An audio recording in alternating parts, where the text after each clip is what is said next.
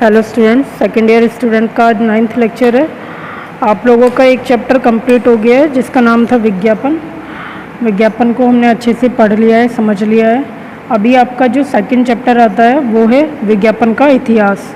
Mainly आपका second chapter विज्ञापन का इतिहास इसलिए है क्योंकि यदि आप विज्ञापन के इतिहास को समझेंगे नहीं तो शायद आपको आगे की बातें या हिस्ट्री आपकी जो भी है एडवर्टाइजिंग की उसको समझने में प्रॉब्लम होगी, क्योंकि एडवर्टाइजिंग चलता आ रहा है और चलता रहेगा। तो इसलिए आपको इतिहास की नॉलेज होनी ज़रूरी है। उसके लिए ये ज़रूरी है कि आप अपना सेकंड चैप्टर ग्रामीण अर्थव्यवस्था को ना करके विज्ञापन का इतिहास करेंगे। ठीक है, तो अभी हम विज्ञापन के इतिहास को स्टार्ट करते हैं। तो इसमें है आदिकाल से ही मानव सभ्यता के क्रमिक विकास के पथ में कला और विज्ञान के साथ साथ विज्ञापन का भी विकास और विस्तार होता रहा है। आदिकाल आपको पता ही है, मैंने पहले भी बताया है आदिकाल के बारे में, पुराना समय। ठीक है, आदिकाल से ही मानव सभ्यता मतलब कि मानव का जो नेचर होता है, जो उसका जीने का तरीका होता है, पूरी उसकी जो सिस्टम होता है रहने खाने पीने का, ठीक है, तो उसे मानव सभ्यता कहा गया है। कि क्रमिक विकास है। क्रमिक का यहाँ पे मीनिंग आता है कर्म से होने वाला विकास, मतलब कि जो जीवन में आपके कर्म से चल रहा है विकास, जो रुकता नहीं है, बीच में डे टू डे होता रहता है ना।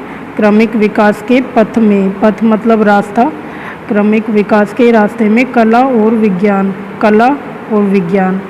के साथ साथ विज्ञापन का विकास अभी ये आगे बताएंगे आपको कि कैसे हुआ है। विज्ञापन का भी विकास और विस्तार होता रहा है। आज का मनुष्य ये भली भांति जानता है कि आज की मतलब अब ये यहाँ पे आपसे आज के समय की बात कर रहे हैं कि आज का मनुष्य ये भली भांति जानता है कि आज की तरह हमारा कल भी जो हमारा कल था, जैसे कि मैंने अभी आपसे बोला है कि अभी हमने विज्ञापन की बात की थी जिसमें आपका वर्तमान भी था और पिछला समय भी था, है ना, आदिकाल। और अभी हम इतिहास में भी यही बात ये बता रहे हैं आपको कि आज का मनुष्य भली भांति जानता है कि हमारा जो पिछला समय था वो एक इतिहास के रूप में है, जिसे हम इतिहास के नाम से जानते हैं, है ना। प्रागैतिहासिक काल में जब मानव सभ्य था और पूर्णतः प्रकृति पर निर्भर था। प्रागैतिहासिक काल कौन सा समय है? वो आदि मानव वाला समय, बहुत पुराना समय, स्टार्टिंग का जो समय था आपका, उसे ही प्रागैतिहासिक काल कह रहे हैं। तो तब जब मानव सभ्य था, क्योंकि वो आदि मानव के टाइम का जो समय था उस टाइम मनुष्य असभ्य था, उसको कोई ज्ञान नहीं था, कोई ऐसी नॉलेज नहीं थी खाने पीने पहनने की, तो इसलिए वो असभ्य बोल रहे हैं उसको। ठीक है, तो पूर्णतः प्रकृति पर निर्भर था, नेचर पे वो निर्भर था कि खाना पीना और रहना उसका सब कुछ नेचर के अंडर ही था, है ना। जैसे पहनने के लिए जानवरों की खाल, खाने के लिए कंदमूल और रहने के लिए गुफाएं। पहनने के लिए जानवरों की खाल का यूज़ करते थे, ये तो आप भी जानते ही हैं। और खाने के लिए कंदमूल एक सब्जी होती थी, एक वेजिटेबल होता था कुछ इस तरीके का, है ना। तो रहने के लिए गुफाओं का वो यूज़ करते थे। तो यही उनका रहन सहन था, उनका जो मानव सभ्यता आप उसको कह सकते हैं, है ना। तो आगे ये आपको बता रहे हैं, इस प्रकार जीवन मुख्य साधन इसी वातावरण में अनजाने से कुछ आड़ी तिरछी रेखाओं के साथ मनुष्य ने जो गुफाओं या पत्थरों पर जो आकृतियाँ बनाई थी उससे ही कला का जन्म हुआ है। तो उस समय में जब आदि मानव का जो समय था, उस समय में जो व्यक्ति थे, जो मनुष्य थे, उन्होंने अपनी नॉलेज से जो भी वो समझते थे या कुछ भी उनको दिखाई दे रहा है तो उसको वो चित्रित ऐसे करते थे कि वो पत्थरों पे या गुफाओं में आड़ी तिरछी रेखाएं बनाकर कुछ भी चित्रित कर देते थे। जैसा भी उनको समझ आता था वो उल्टा सीधा वो चित्र बना देते थे। तो वहीं से ये बता रहे हैं कि कला का जन्म हुआ था। ठीक है, तो मनुष्य का इसमें आगे है, मनुष्य का स्वभाव शुरू से ही जिज्ञासु प्रवृत्ति का रहा है। जिज्ञासु मीन्स कुछ भी जानने की इच्छा वाला, है ना। जिज्ञासु की हर बारे में वो जानने की कोशिश करता था कि ये क्या है और क्या नहीं है। तो इस तरीके से मनुष्य को ये बोल रहे हैं उनका जो स्वभाव था वो जिज्ञासु प्रवृत्ति का रहा है शुरू से ही।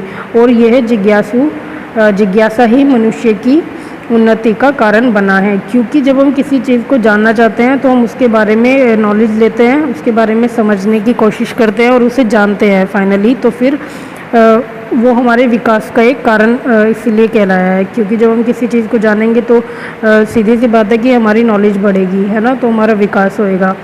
तो जैसे जैसे मनुष्य की आवश्यकताएं बढ़ती गई उसी रूप में कला का विकास हुआ।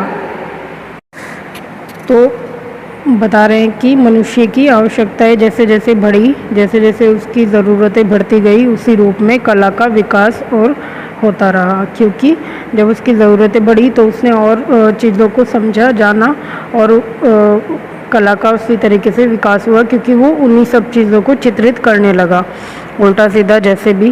क्योंकि पहले के समय में कहा जाता है कि गेरू, कोयला, मिट्टी, ये इन सब चीज़ों से कुछ ना कुछ कलाकृति आज के समय में भी हमारे पुराने स्थानों पर दिखाई देती है, जिन्हें हम टूरिज़्म के माध्यम से देखने जाते हैं, है ना। तो मतलब हमने टूरिज़्म उसको एक नाम दिया हुआ है, जो हम इस तरीके की कहीं पे भी घूमने, करने, देखने जाते हैं। तो वही प्रागैतिहासिक काल का एक समय था। अच्छा, उस समय की कुछ बातें हैं, जैसे कि मनुष्य के सभ्यता की बात की गई है कि उस समय में जब मनुष्य कुछ खाता पीता था तो उसको नई नॉलेज थी कि फल सब्जियां क्या है, ये क्या नहीं है, तो वो जो भी मिलता था उसको सभ्य तरीके से खाता पीता था, जानवरों को खाता पीता था, है ना। तो एक ये जो कदमूल सब वेजिटेबल की बात हो रही है, ये भी उसको जंगल से ही प्राप्त होता था, वो उसको लाता था, और मोस्टली खाने जैसा कुछ जो नॉर्मली इजीली कट जाता था और मतलब खाया जा सकता था बिना पकाए, तो इसलिए उन्होंने बोला है कि उसी पर निर्भर था। मोस्टली वो कदमूल ही खाता था, क्योंकि जंगलों में सबसे ज़्यादा प्राप्त भी उनको यही होता था, है ना। तो प्रागैतिहासिक काल का ये समय पूरा आपकी, वैसे तो प्रागैतिहासिक काल का बहुत सारा मैटर है आपकी हिस्ट्री में, जो आपको नेट से भी मिल जाएगा, और आपकी बुक में भी बहुत सारी इससे रिलेटेड आपकी जानकारी है, थ्योरी है, जिसको आप पढ़ सकते हैं, रीड कर सकते हैं, ठीक है। ये नोट्स मेरे खुद के बनाए हुए हैं, तो आप इनको बुक में ढूंढने की कोशिश ना करें, इनको अच्छे से अपने नोटबुक में नोट करें, और इससे रिलेटेड जानकारी के लिए आप बुक पढ़ सकते हैं और नेट पे भी सर्च कर सकते हैं, ठीक है। बाकी इसके बारे में हम अपनी जूम मीटिंग में डिस्कस करेंगे। और यहाँ पे जो ये कदमूल वेजिटेबल है आपका, इसको रूट वेजिटेबल भी कहा जाता था, ठीक है, मतलब कहा जाता है। और गुफाओं में मनुष्य रहता था उस समय पे, जानवरों की खाल, क्योंकि जानवरों को वो मार के उनकी खाल उतार के और उसको कपड़े के रूप में पहनता था, है ना। पेड़ पौधों की पत्तियों का, झाड़ियों का यूज़ किया करता था। और जो ये क्रमिक विकास शब्द है, इसकी एक छोटी सी डेफिनेशन है, ये भी आप नोट कर लीजिए। तो क्रमिक विकास, क्रम से होने वाला विकास, जिसका एक निश्चित क्रम मतलब सीक्वेंस हो। किसी भी जीवनधारी में कालांतर में जो विकास होता है उसे क्रमिक विकास कहते हैं। कालांतर मतलब जो लगातार चलता रहता है, उसके जीवन के अंदर होने वाला लगातार होने वाला विकास, ठीक है, उसे कहते हैं क्रमिक विकास। तो ये इसकी छोटी सी एक डेफिनेशन है, इसे आप लिख लीजिएगा, ठीक है। तो ये अभी हम इतिहास का एक ही पैराग्राफ हमने किया है, नेक्स्ट पैराग्राफ हम अपनी नेक्स्ट वीडियो में रीड करेंगे, ठीक है। Okay students, take care.